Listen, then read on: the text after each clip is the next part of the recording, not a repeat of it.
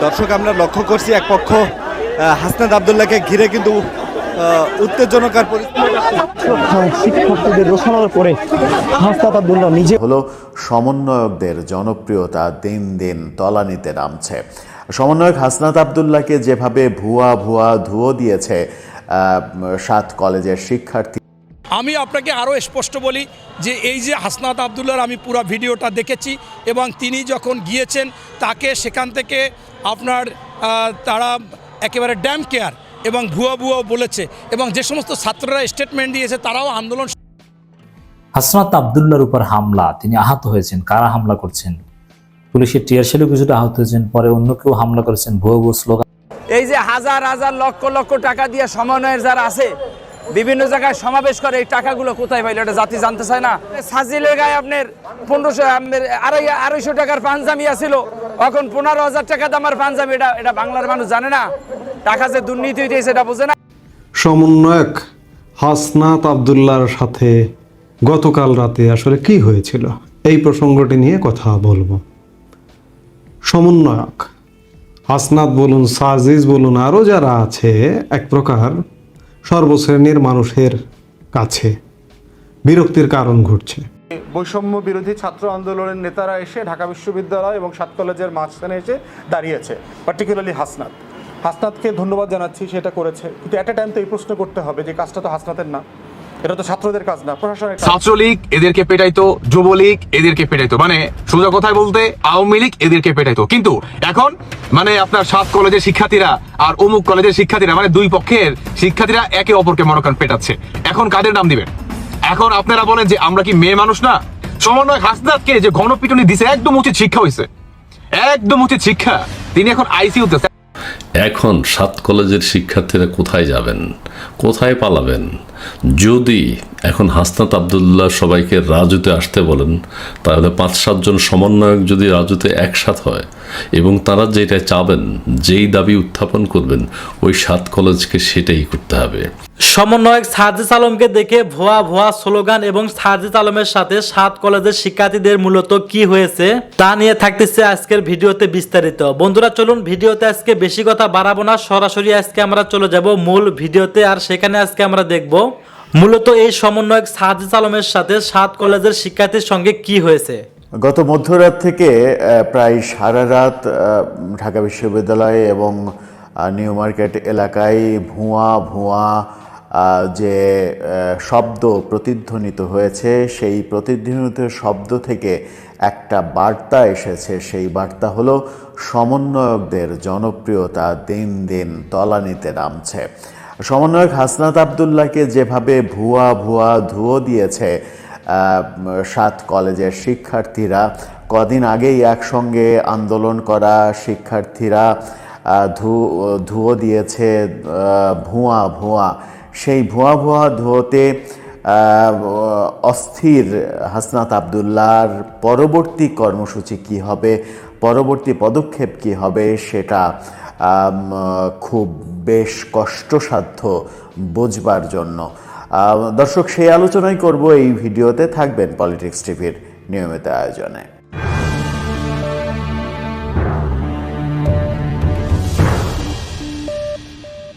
সমন্বয়ক হাসনাত আব্দুল্লাহ তিনি আর ছাত্র নন, তার ছাত্রত্ব অনেক আগেই শেষ হয়ে গেছে এবং তিনি বিবাহিত। ছাত্র না হওয়া সত্ত্বেও ছাত্রদের আন্দোলনের মাঝে গিয়ে অভিভাবকত্ব করার খেসারত দিতে হয়েছে গত রাতে তাকে।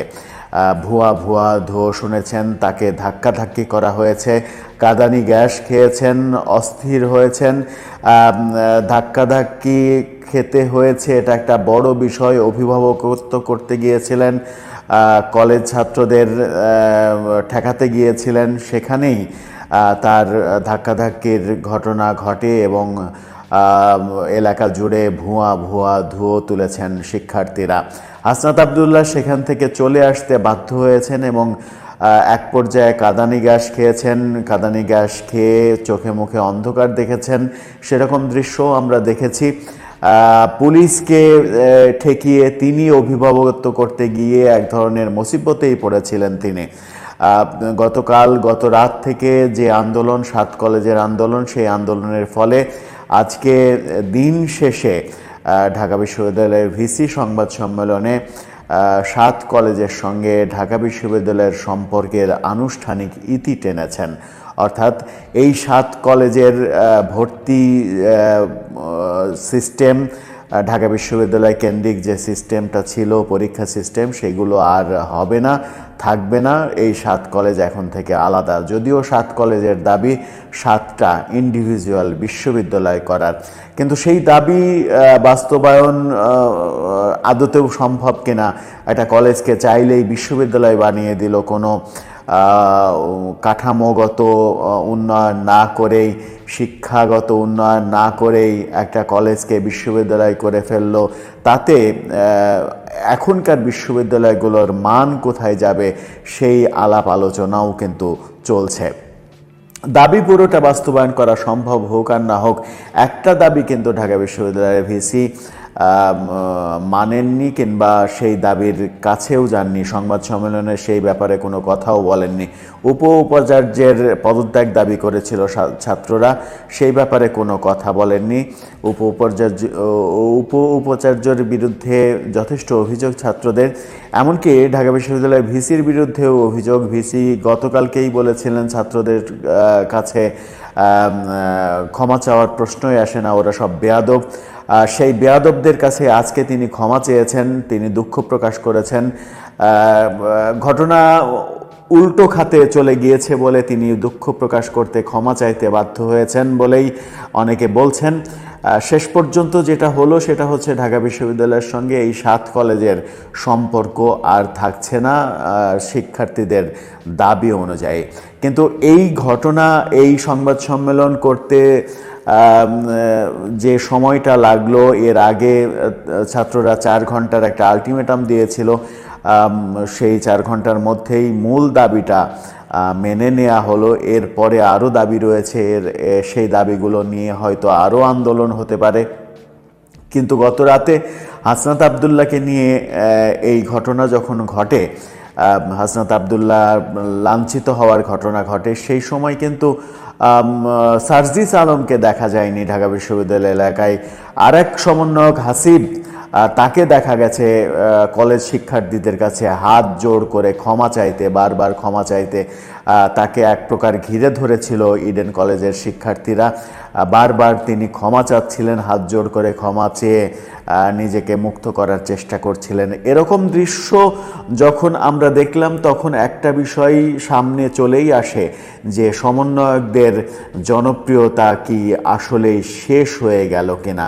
সমন্বয়কদের নিয়ে নানা রকমের আলোচনা সমালোচনা যখন অন্য ক্ষেত্রে চলছিল, তখন ঢাকায় একেবারে প্রাণকেন্দ্র ঢাকায়, যে ঢাকাতেই কদিন আগে সম্মিলিত আন্দোলন করেছে শিক্ষার্থীরা, সেই ঢাকাতেই শিক্ষার্থীদের মধ্যে যদি ভুয়া ধুয়ো শুনতে হয় সমন্বয়কদের এবং তাদের কাছে গ্রহণযোগ্যতা যদি তলানিতে গিয়ে থাকে, তাহলে এই সমন্বয়কদের রাজনৈতিক যে ইচ্ছা, রাজনীতি করার, দল গঠন করার যে ইচ্ছা, যে অভিপ্রায়, যে পদক্ষেপ, সেগুলো কতটা কাজে দেবে, সেগুলো কতটা সফল হবে, সেই প্রশ্ন কিন্তু সামনে এসেই যায়। দর্শক, আপনার কি মনে হয় হাসনাত আবদুল্লাহ গত রাতে যেভাবে লাঞ্ছিত হলেন, তাকে ভুয়া বলে এলাকা ছাড়া করা হলো অনেক রকম, তিনি এক ধরনের চোরের মতো পালিয়েই চলে গেলেন, এলাকায় আর টিকতে পারলেন না। হাসনাত আবদুল্লাহর একটা ভুল বোধহয় ছিলই যে তিনি ছাত্র না হওয়া সত্ত্বেও ছাত্রদের গিয়ে অভিভাবকত্ব করতে গিয়েছেন পুলিশদের পাশ কাটিয়ে। সেটাই বোধহয় কাল হলো নাকি? আপনার মতামত জানিয়ে লিখতে পারেন। আমি আপনাকে আরও স্পষ্ট বলি যে এই যে হাসনাত আবদুল্লাহর আমি পুরো ভিডিওটা দেখেছি এবং তিনি যখন গিয়েছেন তাকে সেখান থেকে আপনার তারা একেবারে ড্যাম কেয়ার এবং ভুয়া বলেছে এবং যে সমস্ত ছাত্ররা স্টেটমেন্ট দিয়েছে তারাও আন্দোলন সংগ্রামে ছিল জুলাই আন্দোলনে। এখানে আমার কাছে মনে হচ্ছে যে এই ছাত্র বৈষম্য বিরোধী আন্দোলন বা নাগরিক কমিটি যারা আছে তারা তাদের আস্থার জায়গাটা ধরে রাখতে পারেনি এবং তাদের মধ্যে অবিশ্বাস চলে আসছে অনেকের মধ্যে। আপনারা জানেন যে একজন মেজর তিনি স্বাধীনতার ঘোষণা দিয়ে রণাঙ্গনে থেকে যুদ্ধ করেছেন এবং সেক্টর কমান্ডার ছিলেন, জেড ফোর্স অধিনায়ক ছিলেন। যুদ্ধ করার শেষেই তিনি ব্যারাকে ফিরে গেছেন, কারণ তিনি ছিলেন দেশপ্রেমিক, তিনি জনকল্যাণে কাজ করছে, জনগণের স্বার্থে কাজ করছে, ছাত্র জনতার আপামর জন্য কাজ করেছে এবং ব্যারাকে ফিরে গেছে। তাকে লোভ স্পর্শ করতে পারেনি। পরবর্তীতে জীবিত মুক্তিযোদ্ধাদের মধ্যে সর্বোচ্চ খেতাব, বীরুত্তম খেতাব পেয়েছে। ঠিক সেরকম আজকে যারা ছাত্র, তাদেরও উচিত ছিল যে এই আন্দোলন সংগ্রাম করে জনগণের কাতারে দাঁড়িয়েছে, একটা স্বৈরাচার ফ্যাসিস্টকে তাড়িয়েছে, এটা তারা ভালো কাজ করেছে, ইতিহাসে তাদের নাম লেখা থাকবে। কিন্তু তারা যে কাজটা করেছে দেখেন, তারা চেয়েছিল চাকরিতে বয়সসীমা হবে ৩৫ বছর, এটা তাদের আন্দোলন ছিল। সেইখানে আজকে তারা নির্বাচনে এমপি মন্ত্রী হয়েছে ২১ বছরে। এখন কিভাবে মানুষের আস্থা থাকবে? এখানে তো স্পষ্টভাবে ছাত্র অভিভাবকরা বুঝতে পেরেছে যে এরা মেধা শূন্য করতে চায়। ছাত্রদেরকে ২১ বছরে এনে তাদেরকে এমপি বানাবে, এই লোভ লালসা দিয়ে তাদেরকে এই বাংলাদেশে মেধা শূন্য করতে চায়। আপনার স্কুল, কলেজ, বিশ্ববিদ্যালয় সেগুলোকে অচল করে দিতে চায় এবং এখানে তাদের মধ্যে লোভ ঢুকিয়ে দিতে চায়। এই জিনিসগুলোর জন্য আমার মনে হচ্ছে যে কালকে হাসনাতের জন্য তাকে ভুয়া বলেছে এবং এদের উপর আস্থাটা কমে গেছে এবং এইটা আমার কাছে গ্রহণযোগ্য মনে হচ্ছে। তারপরেও আমি বলবো যে এখান থেকে সকলের যে আন্দোলন সংগ্রাম করেছিল সেই বৈষম্য বিরোধী আন্দোলনে তাদের অবস্থান ঠিক রাখতে হবে। তবে আওয়ামী লীগ এটার সাথে জড়িত থাকবেই, কারণ তারা তো সবসময় চেষ্টা করবে যে ঘোলা পানিতে মাছ শিকার করা বা যে কোনো জায়গায় একটা অরাজকতা সৃষ্টি করা। আপনারা জানেন যে দীর্ঘদিন আন্দোলন হয়েছে, 16 বছর আন্দোলন সংগ্রাম হয়েছে, শিক্ষা প্রতিষ্ঠানগুলো তো আসলে ভালোভাবে চলেনি। এখন এই যারা কোমলমতি সন্তানরা আমার আছে 7 কলেজে, তারা আলাদা চাচ্ছে বা এমনকি তারা আলাদা বিশ্ববিদ্যালয়ে চাচ্ছে। তাই আমি মনে করি যে এটা আসলে যাচাই বাছাই করা দরকার, নিরূপণ করা দরকার। আর ঢাকা বিশ্ববিদ্যালয় যদি মনে করে যে তাদের জন্য 7 কলেজ স্বতন্ত্র থাকলে তাদের ভালো, তাহলে সেইটাই করবে। আর যদি মনে করে এখানে মনে করেন শিক্ষা মন্ত্রণালয় আছে এবং শিক্ষা কার্যক্রমে, শিক্ষা কারিকুলামের অনেকে অভিজ্ঞ লোক আছে, আমার মনে হয় দ্রুত একটা কমিটি করে দিয়ে আসলে তাদের জন্য কোনটা উপযুক্ত সেইটা করা উচিত। এবং তাইলে তারা যেহেতু চাচ্ছে তাদেরকে একেবারে টেনে এসে বা রাখা, নিয়ন্ত্রণ করা ঠিক না। আজকে 7 কলেজ নিয়ে একটি তাদের দাবি এবং তাদের যৌক্তিক বা অযৌক্তিক দাবি যাই হোক সেটা সরকার দেখবে বা কর্তৃপক্ষ দেখবে। সেখানে আমরা ইতিমধ্যে দেখলাম যে তাদেরকে যে বিষয়টা দাঁড়াইলো যে সেখানে কিছু বিষয়ে সেই আওয়ামী সন্ত্রাসীরা বা আওয়ামী নামধারীরা, দোসররা সেইখানে ইনভলভ হয়েছে এবং সেখানে আবার এই ছাত্র বৈষম্য বিরোধী আন্দোলনের তারাও যে আচরণ করেছে সেইগুলো তাদের কাছে যুক্তিযুক্ত হয়নি, যার কারণে একটি ঘোলাটে অবস্থা।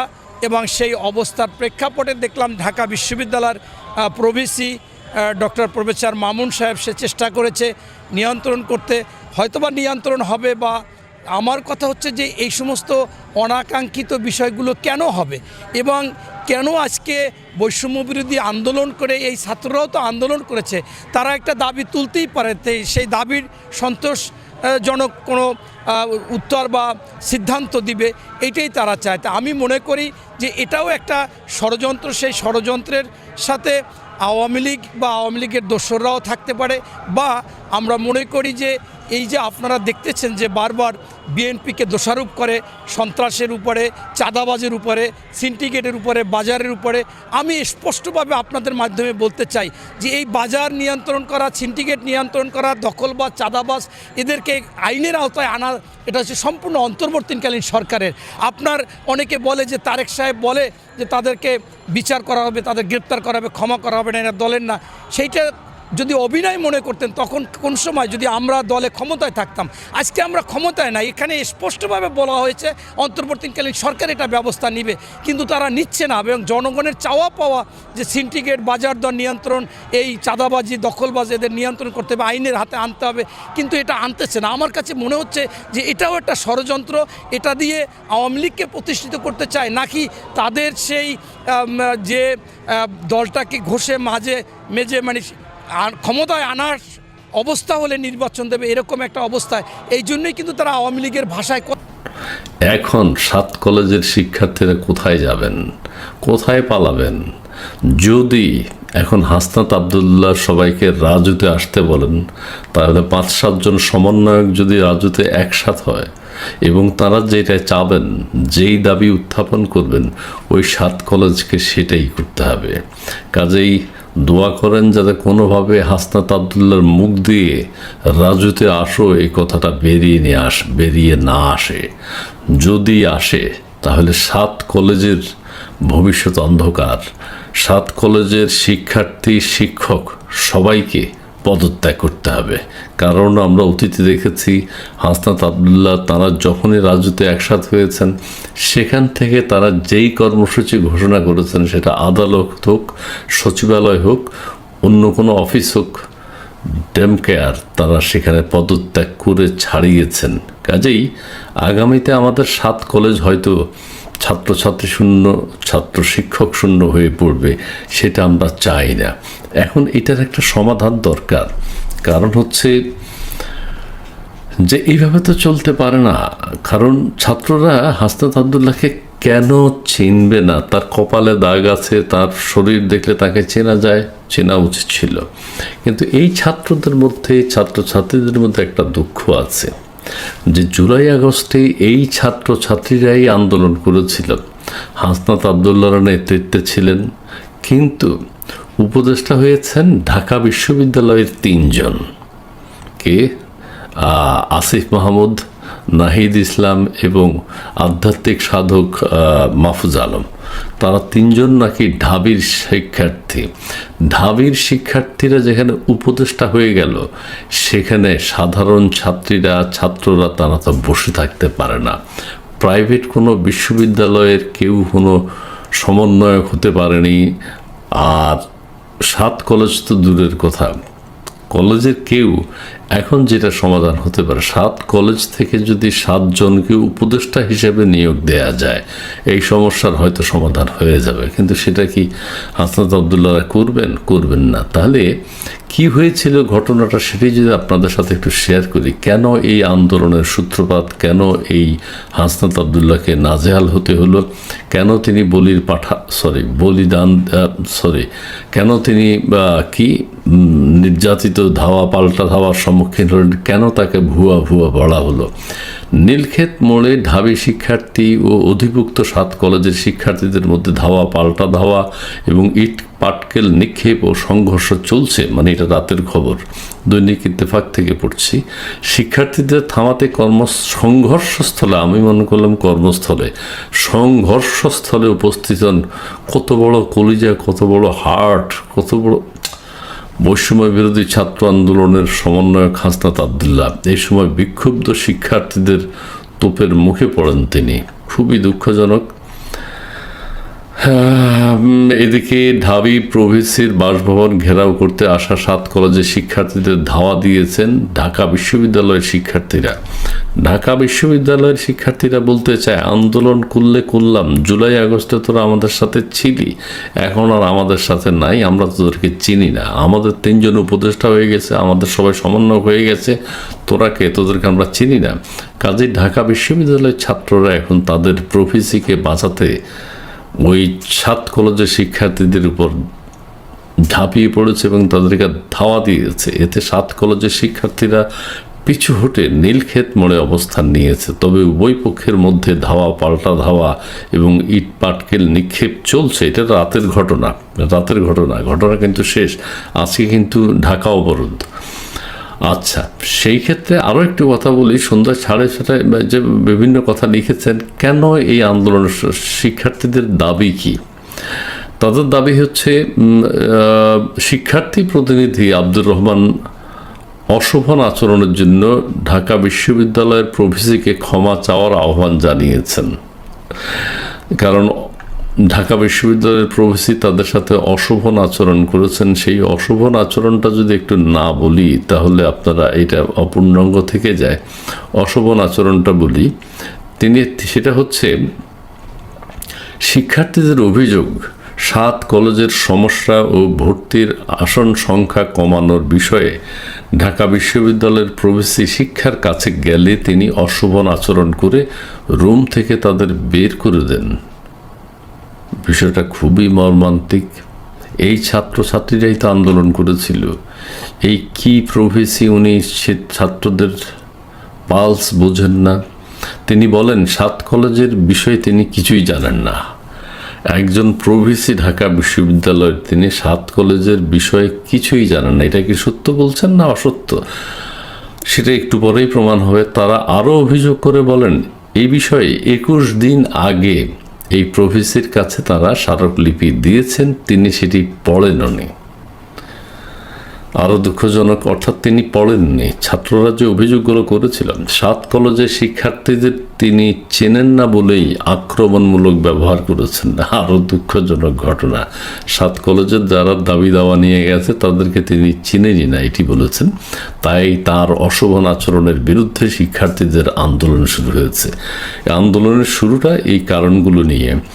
ছাত্ররা কি দাবি করতে চায়, কি চায় তারা? এছাড়া শিক্ষার্থী প্রতিনিধি আব্দুর রহমান অশোভন আচরণের জন্য ঢাকা বিশ্ববিদ্যালয় প্রভিসিকে ক্ষমা চাওয়ার আহ্বান জানিয়ে 5 দফা দাবি কথা উত্থাপন করেন। সেগুলো হচ্ছে 2024-25 সেশন থেকেই 7 কলেজের ভর্তি পরীক্ষায় অযৌক্তিক কোটা পদ্ধতি বাতিল করতে হবে।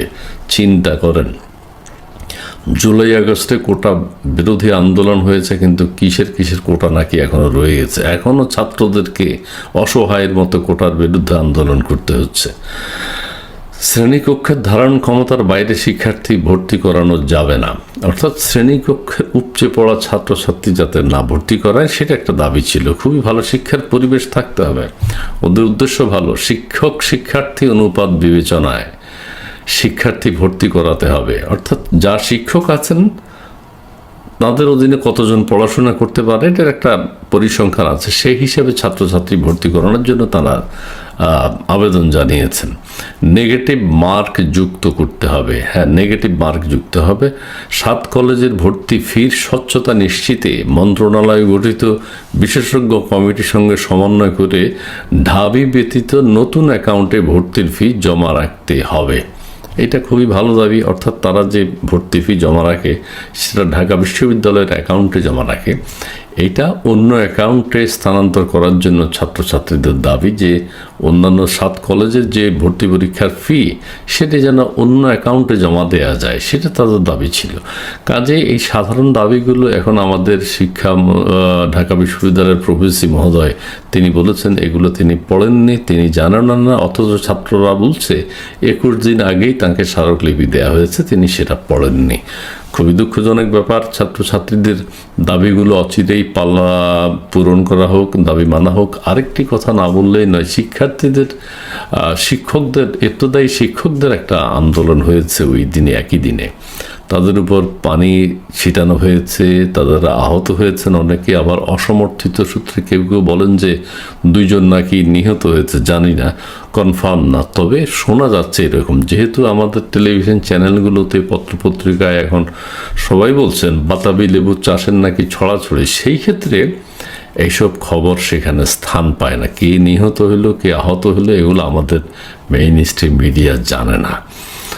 যাই হোক, যা কিছু হোক, আমাদের নোবেল বিজয়ী শান্তি প্রতিষ্ঠাকারী ডক্টর মোহাম্মদ ইউনূস এখন দেশের দায়িত্বে আছেন, তার নেতৃত্বে বাংলাদেশে শান্তি প্রতিষ্ঠা হবে, এটাই আমাদের কাম্য, আমাদের কামনা। ধন্যবাদ সবাইকে। ঢাকা বিশ্ববিদ্যালয় উত্তপ্ত, সংঘাত সংঘর্ষ, অপ্রীতিকর ঘটনা, অপ্রত্যাশিত ঘটনা। দর্শক, এই ঘটনা নেপথ্যে কারা? এই ঘটনা আপনারা জানেন যে 7 কলেজ, ঢাকা বিশ্ববিদ্যালয়, এগুলো কিন্তু কিছু প্রশাসনিক ঝামেলা, সেদিকে আমরা যাচ্ছি না।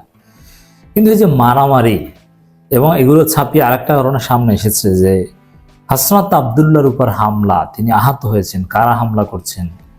পুলিশের টিয়ার শেলেও কিছুটা আহত হয়েছেন, পরে অন্য কেউ হামলা করেছেন, ভুয়ো স্লোগান, নানান কিছু।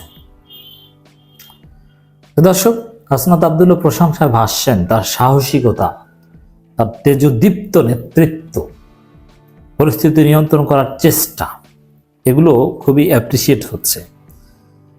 কিন্তু আমরা কিছু মৌলিক আলোচনা করতে চাই। সহজ হিসাব, ঢাকা বিশ্ববিদ্যালয় উত্তপ্ত, ঢাকা বিশ্ববিদ্যালয় প্রভিসির বাসভবন ঘেরাও করতে আসা, নানান কিছু চলছে। এই ঘটনা এগুলো কেন ঘটছে? এবং ঢাকা বিশ্ববিদ্যালয় ভার্সাস 7 কলেজ, নীলক্ষেত মোড় ঢাকা ইউনিভার্সিটিতে ঢুকে যাচ্ছে, ঢাকা বিশ্ববিদ্যালয়ের শিক্ষার্থীদের সাথে অন্যান্য কলেজের শিক্ষার্থীদের সংঘর্ষ, এগুলো কেন? আপনি যদি নির্মোহভাবে পর্যালোচনা করেন ছাত্র দলের সম্পৃক্ততা খুঁজে পাবেন। দর্শক, সরোয়ার্দী কলেজ, কবি নজরুল কলেজ, এরা ডেমরার আর একটা কলেজের মধ্যে যে বিশাল সংঘাত সংঘর্ষ, বেশ কয়েকটা মৃত্যুর ঘটনা ঘটেছে, ন্যাশনাল মেডিকেল কলেজ ইত্যাদি ইত্যাদি, কবি নজরুল কলেজ, এরা মিলে শামসুল হক কলেজের উপর হামলা, নানান কিছু ঘটেছে। এগুলো কারা ঘটিয়েছিল? আপনাদের নিঃসন্দেহে মনে আছে ছাত্রদল চাঁদাবাজি করতে গিয়ে একটা মেডিকেল কলেজের কাছ থেকে টাকা খেয়ে ঝামেলা করতে গিয়ে প্রিন্সিপাল আবার ছাত্রদলকে ডেকেছেন। এটা নিয়ে বিশাল ঘটনা, রক্তারক্তির মতো ঘটনা, নিহতের মতো ঘটনা ঘটেছে। কিন্তু ছাত্রদলের বিরুদ্ধে বড় কোনো অ্যাকশনে কিন্তু প্রশাসন যায়নি, অথচ রক্তক্ষয়ী ঘটনা ছাত্রদল ঘটিয়ে দিয়েছিল। এরপরে আপনারা জানেন যে সরোয়ার্দী কলেজের কিছু পান্ডা বৈরা ভাম শিবিরের জগন্নাথ বিশ্ববিদ্যালয় শাখার সেক্রেটারিকে লাঞ্ছিত করেছে। সেই পান্ডাও কিন্তু গ্রেপ্তার হয়নি। হ্যাঁ, ক্ষমা চেয়েছে, দুঃখ প্রকাশ করেছে, কিন্তু গ্রেপ্তার কিন্তু হয়নি। এই যে বিভিন্ন জায়গায় আন্ত কলেজ, এক কলেজের শিক্ষার্থীরা আরেক বিশ্ববিদ্যালয়ের শিক্ষার্থীদের অপমান করে, হামলা করে, কলেজের ভিতরে ঢুকে অমুক তমুক, মানে এই বিষয়গুলোর যথাযথ বিচার না হওয়ায় কিন্তু এই ধরনের ঘটনা ঢাকা বিশ্ববিদ্যালয়ে যেটা ঘটলো, এগুলোর সুযোগ পায়, সাহস পায়। যদি সেই কয়েক মাস আগের কবি নজরুল, সরোয়ার্দী কলেজ এরা মিলে শামসুল হক কলেজ বা এদের উপর যে হামলা টামলা ইত্যাদি ইত্যাদি, এগুলো যদি বিচার হতো ছাত্রদলের এই নেপথ্যের শক্তির, এবং এই জগন্নাথ বিশ্ববিদ্যালয়ের শিবিরের সেক্রেটারির উপর যে হামলা চেষ্টা ছাত্রদলের পক্ষ থেকে, ওই জসিমকে যদি গ্রেপ্তার করা হতো, তাহলে এই ধরনের ঘটনার সাহস ছাত্রদল পেত না। এই ঘটনা অলরেডি ছাত্রদলের নাম এসেছে, এটা পর্যালোচনা হোক। আমাদের কাছে অনেকেই তথ্য পাঠিয়েছেন যে হাসনাত আবদুল্লাহর উপর কারা হামলা করেছে। তার মধ্যে একজনের ভিডিও ফুটেজ স্পষ্ট পাওয়া গিয়েছে। হাসনাত আবদুল্লাহর উপর হামলাকারীদের যে ওমর ফারুক ম্যানেজমেন্ট বিভাগ 23-24 সেশন, মহসিন হল ছাত্রদল, আমরা সেদিকে আসি। সেখানে জিয়াউর রহমান তার ছবি সহ, বা তিনি ছাত্রদল, স্পষ্ট ছাত্রদলের সম্পৃক্ততা আছে কর্মী। এছাড়া আরেকজনের ছাত্রদলের সম্পৃক্ততা পাওয়া গেছে, তারেকুর রহমান রাহাত, ছাত্রদলের সভাপতির সাথে তার ছবি। সেখানে তার একটা হোয়াটসঅ্যাপ গ্রুপের স্ক্রিনশট সামনে এসেছে যে পোলাপান হল গেটে যারা আছো নীলক্ষেত মোড়ে চলে আসো, মানে এরকম নানান বিশৃঙ্খলা করে এই হামলার সাথে ছাত্রদল ঘোলা পানিতে মাছ শিকার করতে যাচ্ছে। যেহেতু ক্যাম্পাসে ছাত্রদলের কোনো প্রাসঙ্গিকতা নেই, রাজনীতি নেই, এই জন্য বৈষম্যবিরোধী ছাত্র আন্দোলন শিবির আধিপত্য, এই জন্য বৈষম্যবিরোধী ছাত্র আন্দোলন নেতা এবং শিবিরের উপর একটা টার্গেট, পরিকল্পিতভাবে। ঘটনা অন্য বিষয় নিয়ে, এখানে ছাত্রদলের সাথে কোনো ঘটনা নয়। 7 কলেজ, ঢাকা ইউনিভার্সিটি প্রবিসি কি বলেছে না, এগুলো নিয়ে কি করেছে। কিন্তু এই পরিস্থিতিগুলোতে সুযোগ নেয়ার জন্য বসে থাকে ছাত্রদল। যেরকম অন্য একটা বিষয়, সূত্রপুর থানার পাশে একটা মিটিং, সূত্রপুর থানায়, সেখানে সরোয়ার্দী কলেজ ছাত্রদল সভাপতি বা ছাত্রদলের পান্ডারা জগন্নাথ বিশ্ববিদ্যালয়ের শিবির সেক্রেটারির উপর হামলা করেছে বা হামলার চেষ্টা করেছে, ভাঙচুর করেছে। মানে ঘটনা কিন্তু অন্য, কিন্তু ওরা সবসময় ছাত্রদল অন্য কোনো ইভেন্টে, অন্য কোনো ঝামেলায় বসে থাকে কিভাবে শিবির এবং বৈষম্যবিরোধী ছাত্র আন্দোলনকে ধরবে, বিতর্ক সৃষ্টি করে ওদেরকে মারা যায়। কারণ ছাত্রদলের কোনো রাজনীতি নেই, অস্তিত্ব নেই, এই জন্য ওদের উপর হামলা করে ওদেরকে ভয় দেখাতে হবে। ছাত্রদলের যে এই গৃহীত নীতি, এই নীতি থেকে এই 7 কলেজ, ঢাকা বিশ্ববিদ্যালয়, এদের মধ্যে যে দ্বন্দ্ব বা প্রবিসিকে কেন্দ্র করে, এই দ্বন্দ্বের মধ্যে ঢুকে ছাত্রদল হাসনাত আবদুল্লাহর উপর হামলায় জড়িত থাকতে পারে বলে আমাদের ধারণা। আমি বলছি না যে একেবারে প্রুফ, কিছু প্রাথমিক প্রমাণ এসেছে, এটা বিশ্লেষণ করা হোক।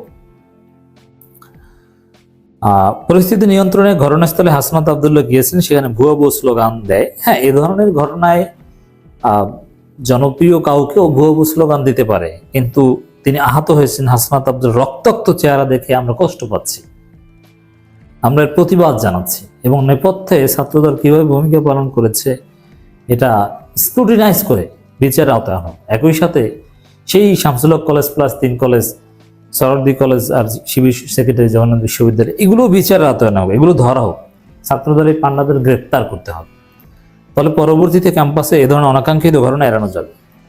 বিভিন্ন দাবি দেওয়া কেন্দ্রিক ঝামেলা বা এগুলো ঘটতে পারে বা ঘটছে, এটা কাম্য নয়, তারপরে ঘটছে, কিন্তু ছাত্রদল এই ঘোলাপানিতে মাছ শিকার করার রাজনীতি করছে। এটা হচ্ছে আমাদের টেক। ঢাকা বিশ্ববিদ্যালয়ে উপাচার্য শিক্ষা বাসভবন ঘেরাও করতে আসা 7 কলেজের শিক্ষার্থীদের সঙ্গে ঢাকা বিশ্ববিদ্যালয়ের শিক্ষার্থীদের সংঘর্ষ ঠেকাতে ঘটনাস্থলে উপস্থিত হয়েছিলেন বৈষম্যবিরোধী ছাত্র আন্দোলনের সমন্বয়ক হাসনাত আব্দুল্লাহ। তবে পরিস্থিতি স্বাভাবিক করতে ব্যর্থ হন তিনি। এ সময় ঢাবি শিক্ষার্থীরা তার উদ্দেশ্যে ভুয়া স্লোগান দিয়ে থাকেন। তো এই ভুয়া স্লোগান কারা দেন? তাদের মধ্যে ছাত্র দলের সম্পৃক্ত তার অনেক স্ক্রিনশট বা কারা স্লোগান দিয়েছে তাদের ছবি কিন্তু সোশ্যাল মিডিয়ায় ভেসে বেড়াচ্ছে। ওদের ছাত্রদল পরিস্থিতিকে ঘোলাটে করার চেষ্টা করছে। তো দর্শক, এখানে হাসনাত এখন জাতীয় নেতা, সমস্যার সমাধান করতে যান, শিক্ষার্থীরা আস্তে আস্তে তিনি যেতেই পারেন, শিবির সভাপতি বা এরাও যেতে পারেন, বিশেষ করে ঢাকা বিশ্ববিদ্যালয়ের সাথে যারা সম্পৃক্ত। রোববার 26 জানুয়ারি দিবাগত রাত 1:45টার দিকে নিউ মার্কেট 2 নম্বর গেটের সামনে ঢাবি শিক্ষার্থীদের অপেক্ষায় রেখে তিনি 7 কলেজের শিক্ষার্থীদের দিকে এগিয়ে যান। তবে তিনি তাদের নাগালে পৌঁছতে না পেরে 5 মিনিট পরে ফিরে আসেন। এ সময় পুলিশের ছোড়া টিয়ার গ্যাসে কিছুটা আহত হতে দেখা যায় এবং তার উপর হামলা বা তাকে শিক্ষার্থীদের পক্ষ থেকে যারা ভুয়া স্লোগান দিয়েছিল ছাত্র দলের লোকজনের পক্ষ থেকে হামলা করা হয়েছে বলে অনেকে অভিযোগ করছেন। এই জন্য এটা বলছি যে এটা তদন্ত করা হোক, তদন্তের মাধ্যমে এর বাস্তবতা উঠে। এদেরকে শাহবাগে নিয়ে পিটানোর আয়োজন করার কেন দরকার ছিল? ব্লক করবার আগে, মারামারি করার পরে তাদের প্রতিনিধি দল যমুনায় নিয়ে গেলেন, আগে নিলেন না কেন? পুলিশ কি করবে? পুলিশ কি ব্যারিকেড ভেঙে না দিয়ে শাহবাগে অ্যালাউ করবে তারা বসে থাকুক? তখন আবার দেশবাসী বলবে যে আইন শৃঙ্খলা বাহিনী দায়িত্ব পালন করছে না, তারা এরকম একটা ব্যস্ত চৌমাথাকে আটকে দিয়েছে, জনগণের ভোগান্তি হচ্ছে। আবার যদি তাদেরকে জোরপূর্বক উঠায় দেওয়ার চেষ্টা করে, মানে পানি বা ওয়াটার ক্যানন ব্যবহার করতে হয়, দাঙ্গা পুলিশ ব্যবহার করতে হয়, তখন আবার আমরা সমালোচনা করছি যে কেন পুলিশ লাঠিচার্জ করছে। যে বৈষম্য বিরোধী ছাত্র আন্দোলনের নেতারা এসে ঢাকা বিশ্ববিদ্যালয় এবং 7 কলেজের মাঝখানে এসে দাঁড়িয়েছে, পার্টিকুলারলি হাসনাতকে ধন্যবাদ জানাচ্ছি, সেটা করেছে। কিন্তু অ্যাট এ টাইম তো এই প্রশ্ন করতে হবে যে কাজটা তো হাসনাতের না, এটা তো ছাত্রদের কাজ না, প্রশাসনের কাজ। কেন উস্কানিটা এই পর্যায়ে গেল? কে দায়ী ছিল? কেন এটা আলোচনার টেবিলে নেওয়া, সমাধান করা গেল না? 7 কলেজের একটা আন্দোলন চলছে, ঢাকা বিশ্ববিদ্যালয়ের পক্ষ থেকে আবার ভর্তি পরীক্ষা বিজ্ঞপ্তি দেওয়া হয়েছে। তাহলে আপনি কেন এই আলোচনাটা, এই যে প্রিন্সিপালদের সাথে আপনারা বসলেন, আগে কেন বসলেন না? যে এরকম একটা আন্দোলন চলছে, ছাত্রদের সাথে কেন আগে বসলেন না? যে আমরা কি এই ভর্তি পরীক্ষাটা তোমাদের পক্ষ থেকে এবার অপারেট করবো কিনা, না এইটা একটা আলাদা ডিসিপ্লিনের মধ্য দিয়ে অপারেটেড হবে? এই মিটিংটা তো আপনারা করলেন, এত মারামারির পরে, সারা রাতের ধ্বংসযজ্ঞের পরে কেন করলেন? এরপরে হচ্ছে উস্কানি।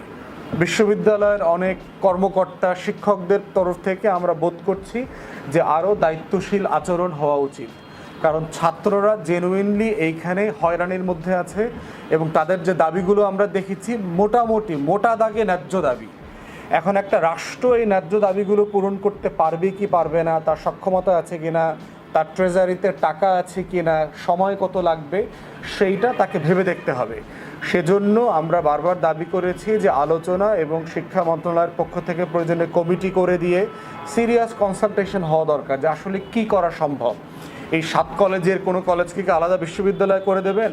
কোনো কলেজগুলোকে কি আপনি উন্মুক্ত অথবা জাতীয় বিশ্ববিদ্যালয়ের অধীনে ফেরত দিয়ে দিবেন? ঢাকা বিশ্ববিদ্যালয়ের অধীনে রাখবেন, না আলাদা একটা বিশ্ববিদ্যালয়ে ইউনিট তৈরি করবেন? কি করবেন? অপশন তো 4-5টাই আছে আমাদের হাতের সামনে। ছাত্রদের সাথে, শিক্ষকদের সাথে, প্রশাসনের সাথে কথা বলে এটার একটা সমাধান হওয়া দরকার। এইভাবে অন্যায্য দাবি দেওয়া, রাস্তায় না আসা পর্যন্ত, ভাঙচুর না করা পর্যন্ত বাংলাদেশের আমলাতন্ত্রের হুঁশ ফেরে ওঠে না। তারা মানববন্ধনকে পাত্তা দেয় না, প্রেস ক্লাবের সামনে মিটিংয়ে পাত্তা দেয় না। গতকালকে দেখলাম ইবতেদায়ী শিক্ষক যারা আছেন, মাদ্রাসার শিক্ষক, মানে মাদ্রাসার বেসরকারি প্রাইমারি স্কুল যেগুলো, সেগুলোকে তারা নিবন্ধন করতে চান, এই দাবি নিয়ে আসছেন। তাদের 6 দফা দাবি দেখলাম, প্রত্যেকটা দাবি ন্যায্য দাবি। 9,000 মাদ্রাসা আছে প্রাইমারি স্কুল লেভেলের, এবং এই 9,000-এ লক্ষাধিক শিক্ষক, ছাত্র, কর্মকর্তা, কর্মচারীরা আছেন। এই মানুষগুলো বেতন পান না, কোনো বোনাস নাই, কোনো কিছু নাই, সিম্পলি কোনো স্বীকৃতি নাই রাষ্ট্রের। তাহলে একটা রাষ্ট্র 26,000 প্রাইমারি স্কুলকে জাতীয়করণ করে নিয়েছে, তাহলে আপনি নিবন্ধন দিয়েছেন 9,000 প্রাইমারি মাদ্রাসাকে কেন জাতীয়করণ করছেন না? তাদেরকে কেন একই সুযোগ সুবিধা দিচ্ছেন না? তারা ইসলাম শেখায় বলে, তারা কোরআন হাদিস শেখায় বলে ওখানে উপবৃত্তি বন্ধ করে দিয়েছেন কেন? যেন মাদ্রাসাগুলো বন্ধ হয়ে যায়, মানুষ স্কুল কলেজে চলে যায়, তাই? মানে কি আপনি পরিকল্পিতভাবে এগুলাকে শাস্তি দিচ্ছেন যেন এগুলো এক্সিস্ট না করে? এই মানুষগুলো 1 সপ্তাহ থেকে এখানে অনশন করছে, অবস্থান কর্মসূচি করছে প্রেস ক্লাবের সামনে। কেন প্রতিনিধি দল আসলো না? কেন কমিটি করা হইল না? কেন আপনারা বললেন না যে আপনারা বাড়ি ফিরে যান, আমরা যাচাই বাছাই করব, যদি স্কুল মাদ্রাসা হওয়ার জন্য, জাতীয়করণ করবার জন্য সরকারের যে শর্ত আছে, নীতিমালা আছে, এটা পূরণ করলে আপনাদেরকে আমরা স্বীকৃতি দিয়ে দিব। অথবা এখন পাচ্ছি না, আমাদের টাকা সংকট আছে রাষ্ট্রে, আমরা এখন 500 করব, আগামী বছর 200 করব, কিছু একটা তো বলবেন, করবেন। এই মানুষগুলো বিভিন্ন জায়গা থেকে এসছে এবং এমন প্রান্তিক এলাকা থেকে এসছেন যারা সেখানে ন্যূনতম শিক্ষার রাষ্ট্রীয় কোনো ব্যবস্থা নাই বলেই তো মানুষগুলো, ওখানকার গরিব ছেলেমেয়েরাগুলো মাদ্রাসায় পড়ে, বিনামূল্যে পড়ছে। অতএব এদেরকে শাহবাগে নিয়ে পিটানোর আয়োজন করার কেন দরকার ছিল? আবার এটাও দেখা দরকার যারা আন্দোলন করছেন যে সরকার তো একটা নিরাপত্তা বলয় তৈরি করতে হয় তাকে মিছিল মিটিংয়ে, যে আপনি কি একটা শাহবাগের মতো একটা ব্যস্ত রাস্তা ঘন্টা পর ঘন্টা ব্লক করে রাখবেন? ওখানে 2-3টা হাসপাতাল আছে, হাজার হাজার লক্ষ লক্ষ মানুষ যাতায়াত করছে, আপনি কতক্ষণ ব্লক করে রাখবেন? ব্লক করবার আগে, মারামারি করার পরে তাদের প্রতিনিধি দল যমুনায় নিয়ে গেলেন, আগে নিলেন না কেন? তাহলে যদি আগে নিতেন তাহলে এই মানুষগুলো তো প্রেস ক্লাব থেকে আপনার যমুনার দিকে রওনা করতো না, তেজগাঁয়ের দিকে যাওয়ার চেষ্টা করতো না। তাহলে এই যে আমলাতন্ত্রের লিমিটেশন, একটা সিচুয়েশনকে হ্যান্ডেল করা, একটা মিছিল, মিটিং, সমাবেশ, দাবিকে হ্যান্ডেল করার যে দুর্বলতা বারবার দেখতে পাচ্ছি, সেটা শেষ পর্যন্ত ভায়োলেন্স, সহিংসতা, মারামারিতে চলে যাচ্ছে। আবার গতকালকে রাতে দেখলাম যে বৈষম্য বিরোধী ছাত্র আন্দোলনের নেতারা এসে ঢাকা বিশ্ববিদ্যালয় এবং 7 কলেজের মাঝখানে এসে দাঁড়িয়েছে, পার্টিকুলারলি হাসনাতকে ধন্যবাদ জানাচ্ছি, সেটা করেছে। কিন্তু একটা টাইম তো এই প্রশ্ন করতে হবে যে কাজটা তো হাসনাতের না, এটা তো ছাত্রদের কাজ না, প্রশাসনের কাজ। কেন উস্কানিটা এই পর্যায়ে গেল? কে দায়ী ছিল? কেন এটা আলোচনার টেবিলে নেওয়া, সমাধান করা গেল না? কেন এই দাবিগুলো শিক্ষা মন্ত্রণালয় বারবার ডিল করতে ব্যর্থ হচ্ছে? কার দায় আছে এখানে আমলাতন্ত্রের? এই জন্য বারবার আমরা এই আমলাতন্ত্রের ফেইলিওর নিয়ে বারবার বলছি, যাদেরকে আউটরাইট ডিসমিস করা দরকার, বিদায় করে দেন এই আমলাতন্ত্র থেকে। যারা রাষ্ট্রের এক্সিকিউটিভকে অ্যাডভাইস করতে পারছে না, তাদেরকে পথ দেখাইতে পারে না, শুধু সমস্যা তৈরি করছে, সংকট তৈরি করছে এবং অন্তর্বর্তীকালীন সরকারকে বদনামির ভাগিদার করছে, তাদের এই রাষ্ট্রীয় সেবায় থাকার কোনো প্রয়োজন নাই। এবং এই সংকটটা কিন্তু সুশাসনের। পুলিশ কি করবে? পুলিশ কি ব্যারিকেড ভেঙে না দিয়ে শাহবাগে অ্যালাউ করবে তারা বসে থাকুক? তখন আবার দেশবাসী বলবে যে আইনশৃঙ্খলা বাহিনী দায়িত্ব পালন করছে না, তারা এরকম একটা ব্যস্ত চৌমাথাকে আটকে দিয়েছে, জনগণের ভোগান্তি হচ্ছে। আবার যদি তাদেরকে জোরপূর্বক উঠায় দেওয়ার চেষ্টা করে, মানে পানি বা ওয়াটার ক্যানন ব্যবহার করতে হয়, দাঙ্গা পুলিশ ব্যবহার করতে হয়, তখন আবার আমরা সমালোচনা করছি যে কেন পুলিশ লাঠিচার্জ করছে। তাহলে এই জায়গাটাতে হচ্ছে সুশাসনের প্রশ্ন, যেটার দায় হচ্ছে আমলাতন্ত্রের, যে কোথায় একটা দাগ টানা দরকার ছিল। এই ব্যর্থতাটা আমরা বারবার দেখতে পাচ্ছি। এবং শুভেচ্ছা নিন সাজ্জাদ কাদির। এই মুহূর্তে আপনাদের সামনে কথা বলতে এসেছি সমন্বয়ক হাসনাত আব্দুল্লাহর সাথে গতকাল রাতে আসলে কি হয়েছিল এই প্রসঙ্গটি নিয়ে কথা বলবো। সমন্বয়ক হাসনাত বলুন, সাজিজ বলুন, আরও যারা আছে, এক প্রকার সর্বশ্রেণীর মানুষের কাছে বিরক্তির কারণ ঘটছে। মানুষ ক্ষুব্ধ হয়েছে। আজকে দেশের যে অবস্থা, এর প্রধান দায়িত্ব হচ্ছে এই সমন্বয়কদের। গতকাল রাতে সমন্বয়ক হাসনাত আব্দুল্লাহর সাথে ছাত্রদেরই যে ঘটনা ঘটে গেছে, সেটি আরও ভয়াবহ বিপর্যয় ঘটতে পারত। হাসনাত আব্দুল্লাহর গণধোলায় ব্যাপক আহত হতে পারত। সেই জায়গা থেকে হাসনাত আব্দুল্লাহ কিন্তু প্রাণে বেঁচে গেছেন। আপনারা জানেন যে গতকাল সন্ধেবেলা থেকে ঢাকা এক প্রকার অস্থির 7 কলেজের শিক্ষার্থী ইস্যুকে কেন্দ্র করে। 7 কলেজের শিক্ষার্থীরা ঢাকা বিশ্ববিদ্যালয়ের প্রভিসি মামুন, মিস্টার মামুন, তার সাথে সাক্ষাৎ করতে গিয়ে অপদস্থ বা অপমানের শিকার হয়েছেন। তারই প্রতিবাদে এই 7 কলেজের শিক্ষার্থীরা গতকাল ঢাকার সায়েন্স ল্যাব মোড় অবরুদ্ধ করে এবং এই 7 কলেজের শিক্ষার্থীদের তাণ্ডব সারা রাত ব্যাপী চলেছে বলা যায়। তারা এক পর্যায়ে নীলক্ষেতে অবস্থান নেয়। নেবার ফলে ঢাকা বিশ্ববিদ্যালয়ের হল থেকে কয়েক শত ছাত্র এসে তাদেরকে প্রতিরোধ করে। এতে করে মুখোমুখি দাঁড়িয়ে যায় 7 কলেজের শিক্ষার্থী এবং ঢাকা বিশ্ববিদ্যালয়ের শিক্ষার্থীরা। এর মধ্যে আসেন সমন্বয়ক হাসনাত আব্দুল্লাহ দুপক্ষকে সামলাতে। সে সময় এসে হাসনাত আব্দুল্লাহ তোপের মুখে পড়েন। এই তোপটা শুধু না, ছাত্ররা ক্ষুব্ধ এই সমন্বয়কদের উপরে, সাধারণ মানুষ ক্ষুব্ধ। একটা অঘটন ঘটে গেলেও ঘটে যেতে পারত, কিন্তু খবরে প্রকাশ বৈষম্য বিরোধী আন্দোলনের সমন্বয়ক হাসনাত আব্দুল্লাহ রোববার রাতে 7 কলেজের শিক্ষার্থীদের সাথে ঢাকা বিশ্ববিদ্যালয়ের শিক্ষার্থীদের সংঘর্ষ থামাতে গিয়ে নিজেই তোপের মুখে পড়েন বলে জানা গেছে। রোববার রাতেই বিভিন্ন গণমাধ্যম এবং সামাজিক মাধ্যমে ছড়িয়ে পড়া কয়েকটি ভিডিওর একটিতে দেখা যায় মিস্টার আব্দুল্লাহকে ঘিরে ধরেছেন ছাত্ররা। সে সময় শিক্ষার্থীদের পরিস্থিতি শান্ত করতে অনুরোধ করতে দেখা যায় তাকে। তিনি তাদের চলে যেতে অনুরোধ করছিলেন। এ সময় তাকে বলতে শোনা যায়, একটা ছেলেও আসবা না। কয়েকটি ভিডিওতে তাকে দেখা যায় তিনি পুলিশ সদস্যদের সাথে কথা বলছেন। অন্য একটি ভিডিওতে দেখা যায় ছাত্রদের মধ্য থেকে মিস্টার আব্দুল্লাহকে লক্ষ্য করে অনেকে ভুয়া স্লোগান দিচ্ছেন। আরেকটি ভিডিওতে দেখা যায় তিনি দ্রুত কোথাও হেঁটে যাচ্ছেন। এ সময় তার হাত ধরেছিল অনেকজন ছাত্র। লাইভ ভিডিওতে সে সময় সাংবাদিকদের বর্ণনায় জানা যায় শিক্ষার্থীদের তোপের মুখে পড়ে মিস্টার আব্দুল্লাহ ঘটনাস্থল ত্যাগ করেছেন। টিয়ার শেলের ধোঁয়ায় সে সময় ঠিকমতো চোখ খুলতে পারছিলেন না মিস্টার আব্দুল্লাহ। সকাল থেকে এই বিষয়ে কথা বলতে মিস্টার আব্দুল্লাহর সাথে কয়েক দফা যোগাযোগের চেষ্টা করে বিবিসি, তবে প্রতিবারই তার মোবাইল ফোনটি বন্ধ পাওয়া যায়। এমন বিশেষ ঘটনা ঘটেছে যার কারণে সমন্বয়ক হাসনাত আব্দুল্লাহর মোবাইল ফোন বন্ধ। সমন্বয়ক হাসনাত আব্দুল্লাহর মোবাইল ফোন যখন বন্ধ, তখন আরেক সমন্বয়ক সার্জিস আলম তিনি ফেসবুকে স্ট্যাটাস দিয়ে সমন্বয়ক হাসনাত আব্দুল্লাহর প্রশংসা করেছেন যে এমন পরিস্থিতিতে হাসনাত আব্দুল্লাহ এগিয়ে গেছে। হাসনাত আব্দুল্লাহ জুলাই থেকে কি করেছেন না করেছেন সেগুলোর ফিরিস্তে গিয়েছেন। অর্থাৎ এমন কোনো ঘটনা ঘটতে যাচ্ছিল বা ঘটেছে কিংবা দুঘা বসিয়ে দিয়েছে কিনা ছাত্ররা, সে ব্যাপারেও সন্দেহ আছে। কারণ তাকে পাওয়া যাচ্ছে না কেন, তার ফোন বন্ধ কেন, কিংবা সার্জিস আলম তার প্রশংসা করছেন কেন। সমন্বয়কদের অবস্থা কিন্তু দিনকে দিন এই পর্যায়ে নেমে গেছে। যে কোনো সময় যে কোনো জায়গায় একটি অঘটন ঘটতে পারে।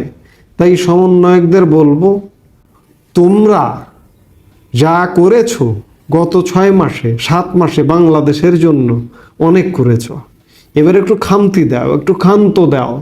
নইলে আমরা চাই না তোমাদের অপঘাতে তোমাদের জীবন বিপন্ন হয়ে যাক। অবস্থাটা কিন্তু তেমন। এই 7 কলেজের শিক্ষার্থীদের তোপের মুখে কালকে কিন্তু এমন ঘটনা ঘটতে পারত। কাজেই সমন্বয়কদের আমার মনে হয় এই মুহূর্তে যা কিছু হয়েছে পুলিশ। ধন্যবাদ প্রিয় দর্শকবৃন্দ, আমাদের ফুল ভিডিওটি দেখার জন্য আপনাকে জানাই অসংখ্য অসংখ্য ধন্যবাদ। তো বন্ধুরা এতক্ষণ আপনারা যে ভিডিও ফুটেজগুলো দেখেছেন এবং এই সমন্বয়কদেরকে নিয়ে এবং 7 কলেজের শিক্ষার্থীদেরকে নিয়ে আপনাদের কি মন্তব্য অবশ্যই কিন্তু সেটা কমেন্ট সেকশনে কমেন্ট করতে ভুলবেন না। আর আপনারা কার সাপোর্টার, আওয়ামী লীগের সাপোর্টার নাকি বিএনপির সাপোর্টার নাকি ডক্টর ইউনূসের সাপোর্টার নাকি জামাতের সাপোর্টার, সেটা কিন্তু অবশ্যই কমেন্ট বক্সে কমেন্ট করতে ভুলবেন না। আর হ্যাঁ, এমন নিত্য নতুন আপডেট খবর সবার আগে পেতে চাইলে এখনই আমাদের এই পিচ্চি সাকিব ইউটিউব চ্যানেলটি সাবস্ক্রাইব করুন। তো বন্ধুরা, ভিডিওতে আমাদের নিজস্ব কোনো কথা বলা হয় না, যা কিছু দেখেন যা কিছু শোনেন সব কিছুই সোশ্যাল মিডিয়া থেকে সংগ্রহ করা।